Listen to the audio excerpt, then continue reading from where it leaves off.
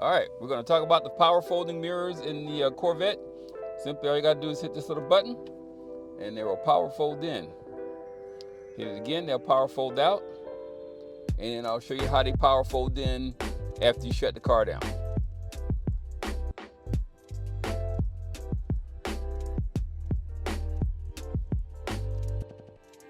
So now when you get out of the car and lock it up, hit the lock button and they'll power fold in for you as well. And when you come to the car, you hit the unlock button, they will power fold back out. All right, to set up that feature, go to your home screen, which is your up now, settings, vehicle,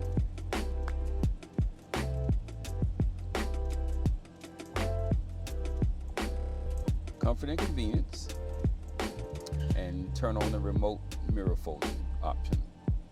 Also, there's a reverse tilt mirror too. You can turn that on as well. And when you go in reverse on the car, it'll tip both mirrors down for you. Okay? All right.